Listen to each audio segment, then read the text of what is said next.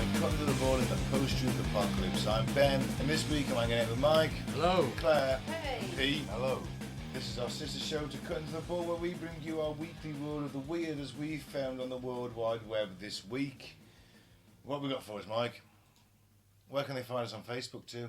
Cutting through the bull in the post-truth apocalypse. Where else? YouTube Apocalypse Bull. And SoundCloud. Spotify. Cutting through the bull in the PTA. Fantastic. Fucking hell, it's almost been... You were You every should know week. by now. You should should. know, yeah.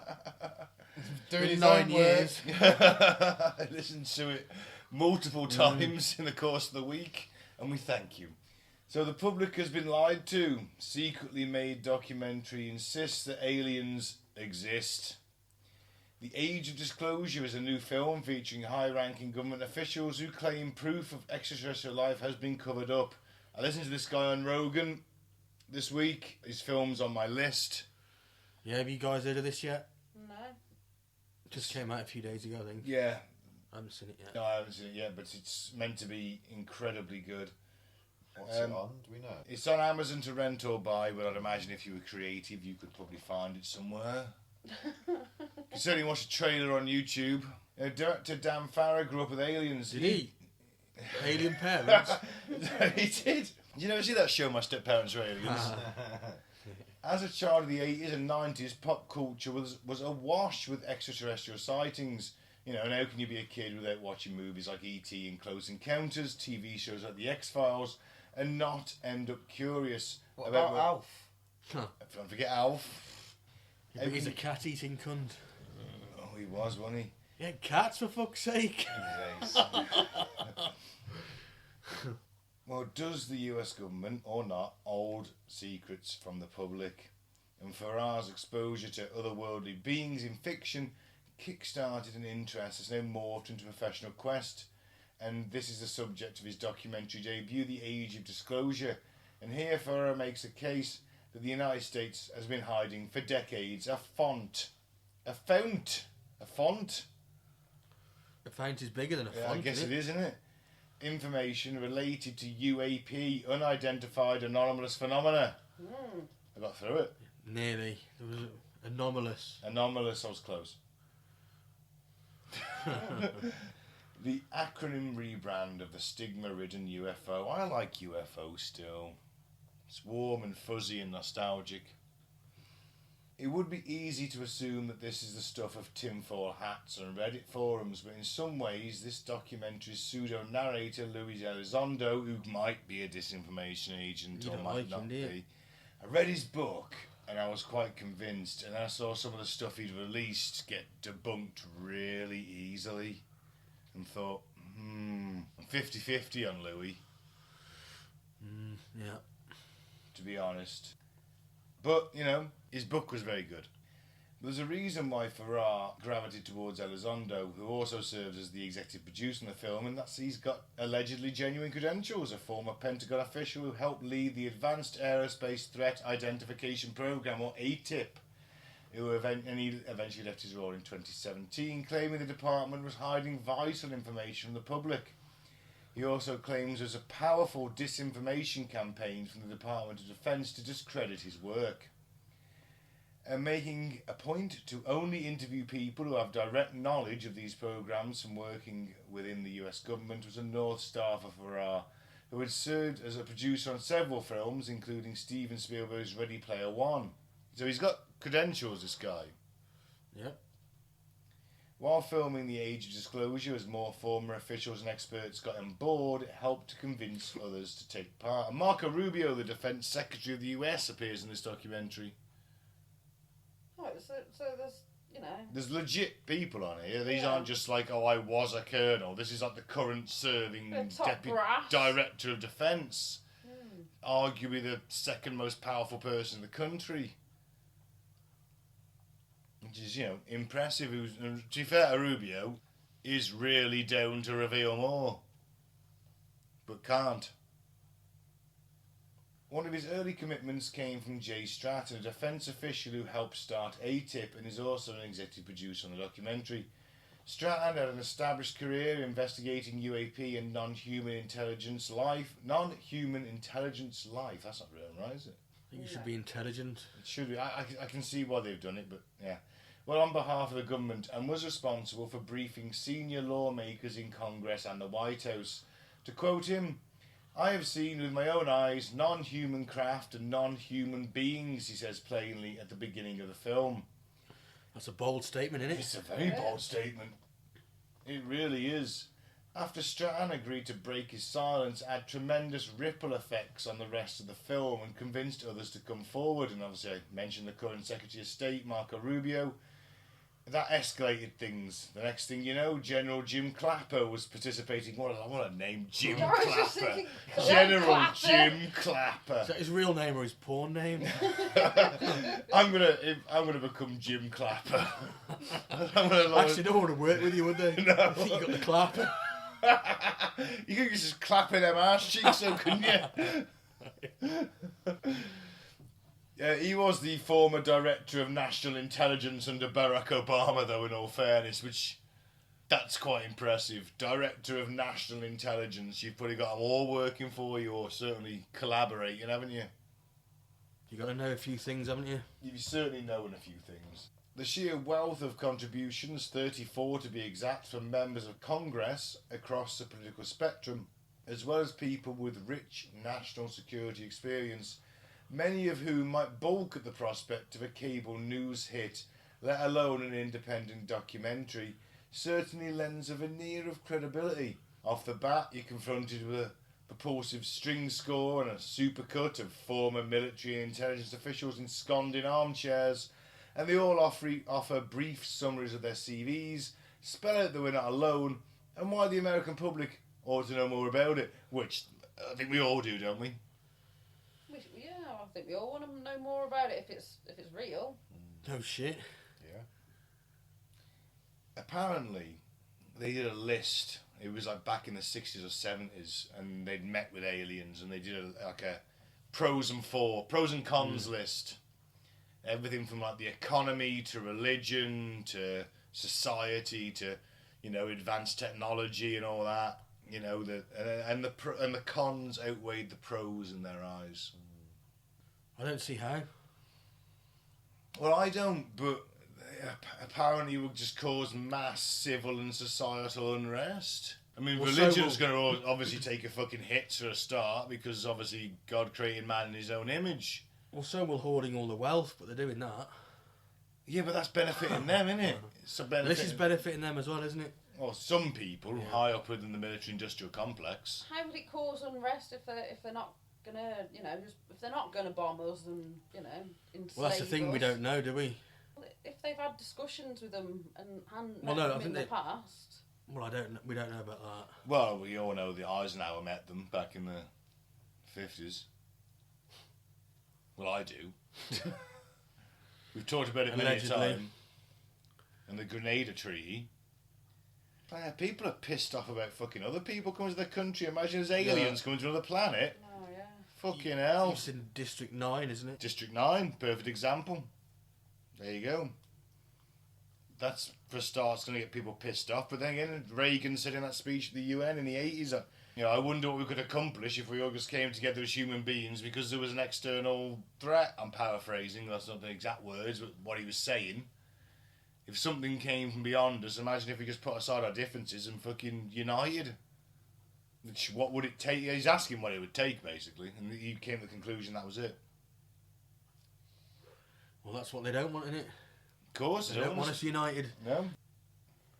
This UAP technology does stuff we can't do, and if we can't figure out what it is, or what it wants, or what it's being used for, says a former director of aviation security at the National Security Council.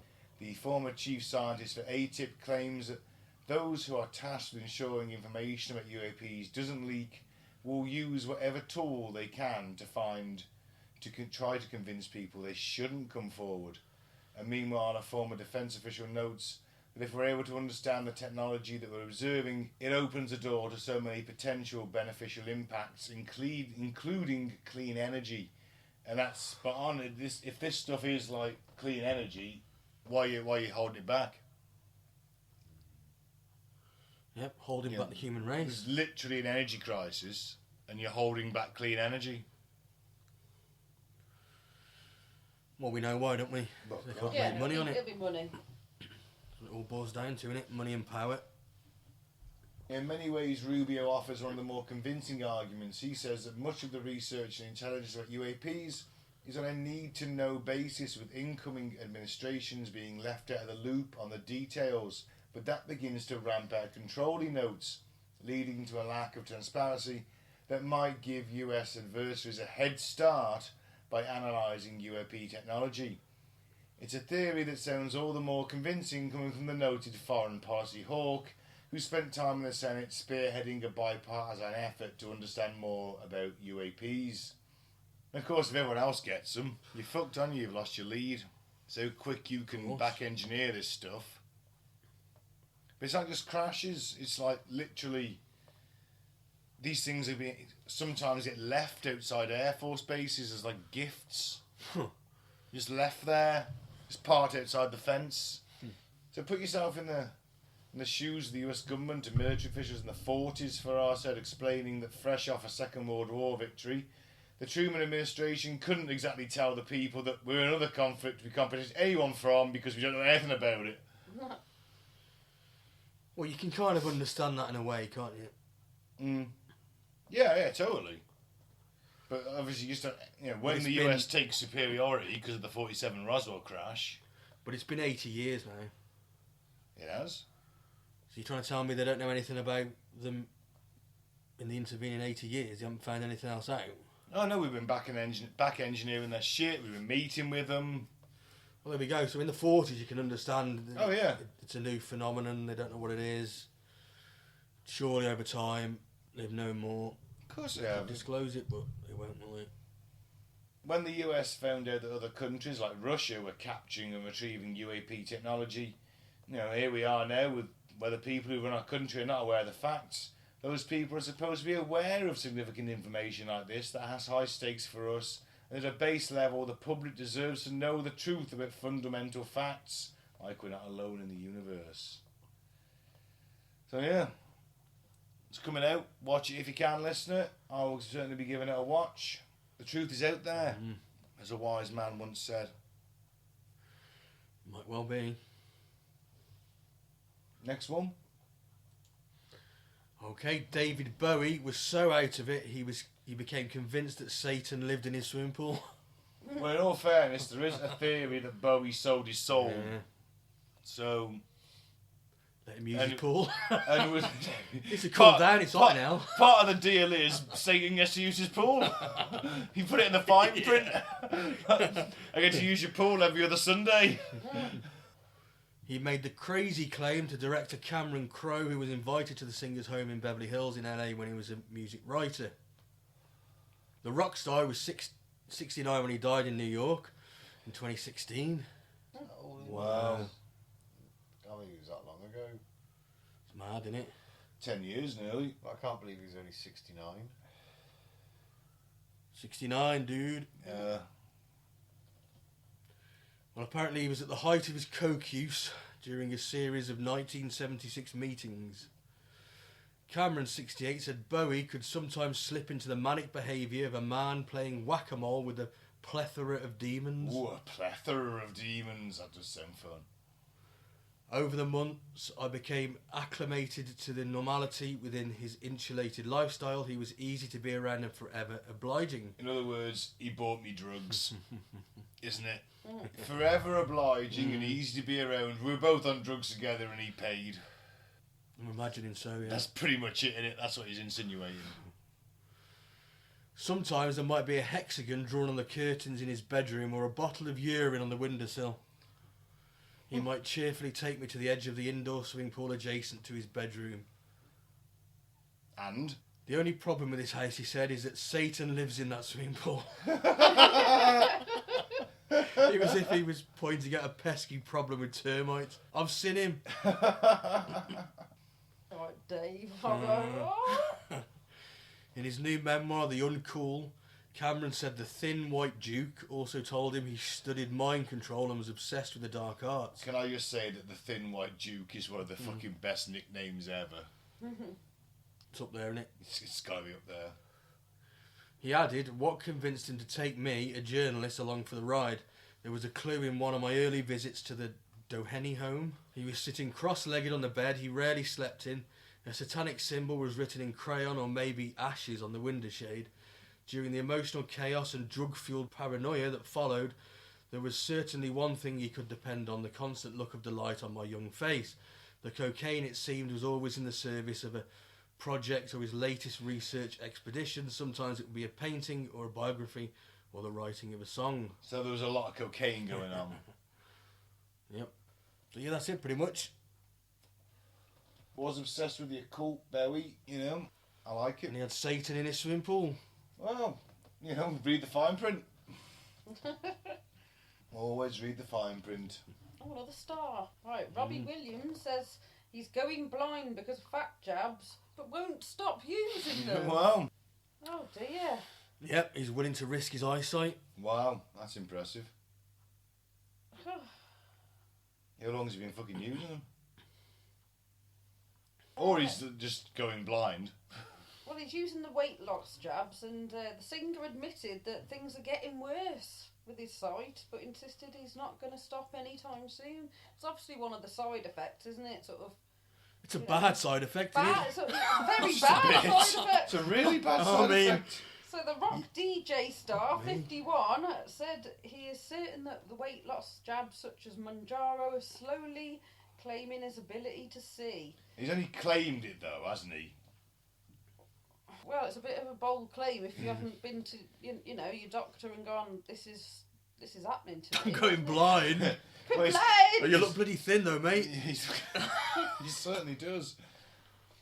It came after he was prescribed the drug in order to deal with his rapid weight gain and help him maintain a normal figure. But now the star has confessed that whilst singing to thousands of people, he's struggling to make out faces in the crowd. He's also 51. So his eyesight might be failing naturally. Yeah. It does happen. I I know about that. We all do, It but wasn't that many years ago, they would say, oh, 20/20 vision, oh, brilliant. Yeah. He's saying that there has been some scientific research detected a link between one of the ingredients in the jab and an eye condition that eventually causes blindness. So he's like alerting people to the risk, but he's still cracking on. Still cracking on. I'm not going to go until I've lost the sight in one eye. I'm not going to stop taking them until then. yeah, you got two. Well, you got two. It worked for Nelson, I suppose. I was quite. Eye patches are cool. You know, depth perception of the one eye, though. That's the fucking problem. I mean, you ever worn an eye patch? Arr. I put one on for a bit because it was Halloween. And someone let me. I was like, oh, let me your eye patch for a bit. I want like a bit of piratey. Yeah, you can't figure out where your pint glass is going at all. It's not good. He does say it might be down to age, but I'm pinning you squarely on the jabs. I get the feeling the Daily Star paid Robbie Williams like a couple of grand for this article, and he's like, "Yeah, my career's on the fly. It's on the down, innit? I'm doing Butlins now. Did that film, didn't do very well. No, I should have gone to Specsavers. Should have gone to Specsavers, got my eyesight tested earlier, maybe. What film did he do? He did this thing where he was like, he played, it was a CG, I say CGI, AI generated CGI monkey thing. He became a singer. I thought he did quite well.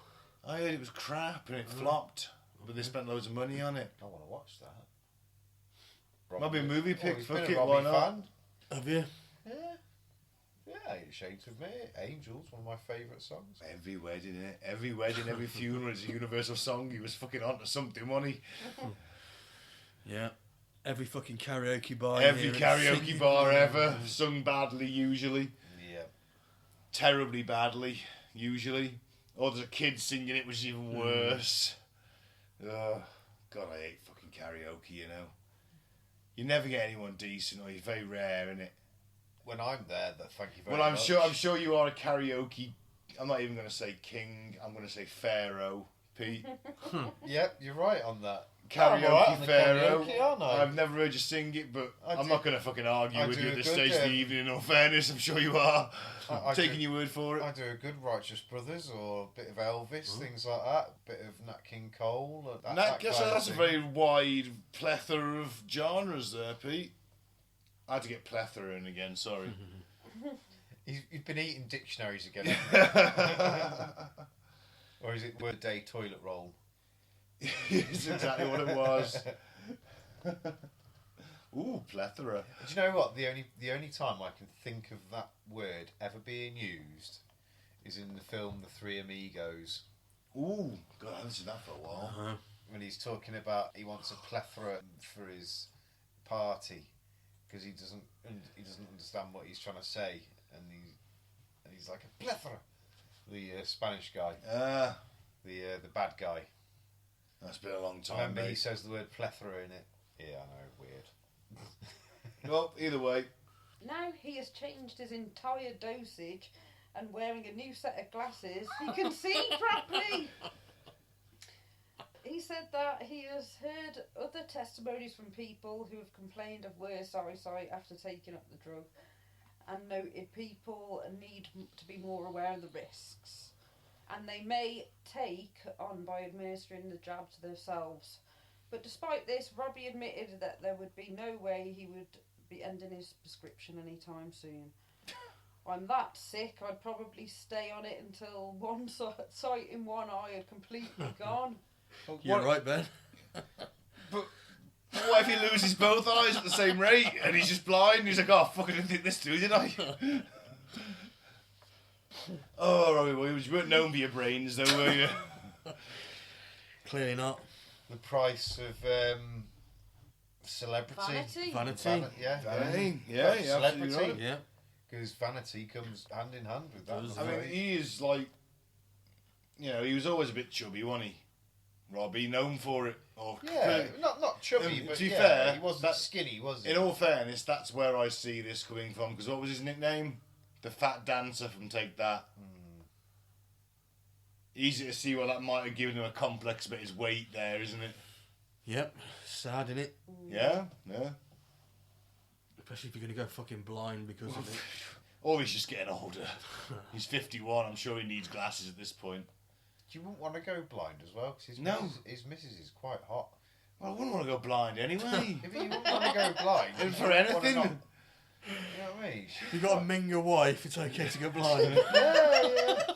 Yeah, not a problem then. Well, they do say love is blind.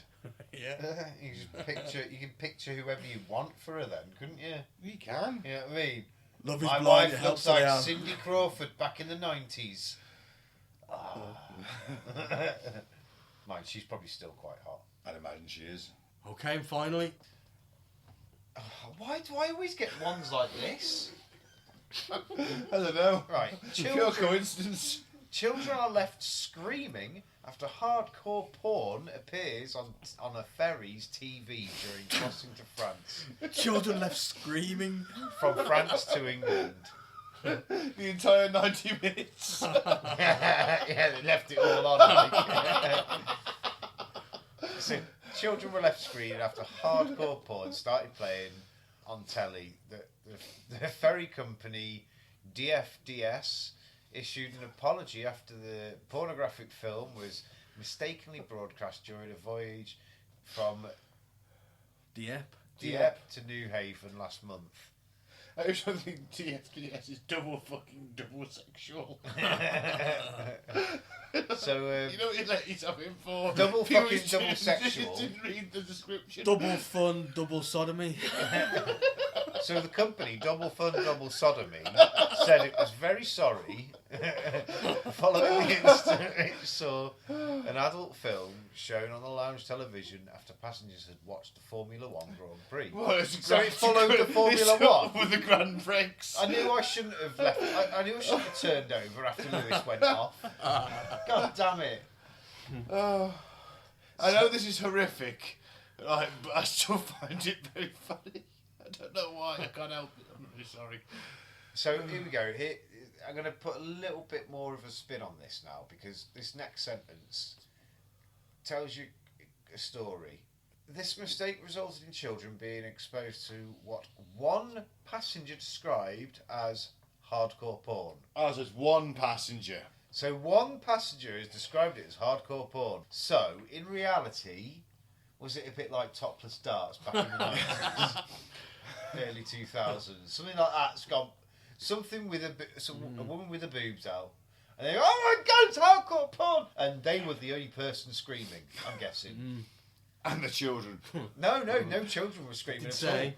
Didn't say that, that's true. Did say at the top. Yeah, it did. Oh, it did? I know. I was being...